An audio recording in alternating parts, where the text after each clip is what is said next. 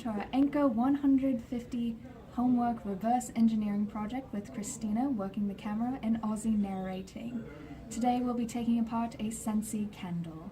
What you're going to need for this experiment is obviously your Scentsy candle, a Phillips head screwdriver, and you don't particularly need it, but I have a magnet here just to keep track of our screws. So what you're going to do first is take out this outside screw so that you can detach the candle portion away from the outlet. Now that that's unattached, you're going to want to pull that separate.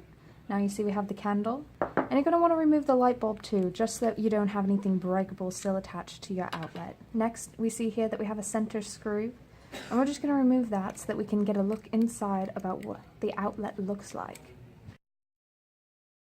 Next, we're going to try and remove the center portion. We see here that this screw is also just attached to this bar, probably holding it in place.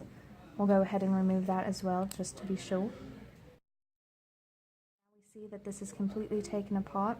This was just the protection over the outlet plugins. Alright, now inside we can see 4 screws bordering the outside, as well as a spring on the inside. We're going to go ahead and remove those 4 inner screws,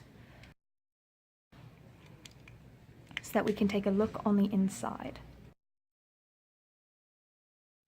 Okay, now that we have all 4 screws unscrewed, we can see the inside of the plug-in.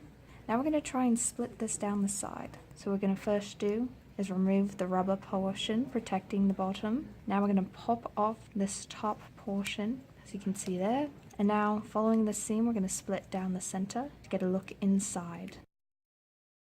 A spring. That spring is protecting the on and off button, allowing the mechanisms. We see some copper wiring on the inside, also allowing it to be turned off and on.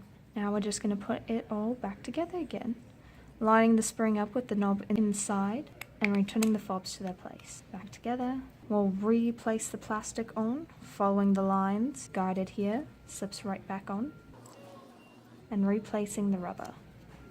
Now we'll begin the process by putting back the 4 screws center. Just going to line them back up, entering the center fob back into its place, seeing how it lines back out. Screws back in place. We're just going to finish up. We're going to replace the plastic piece that we had earlier that was protecting. You can tell the placement by the size of the holes.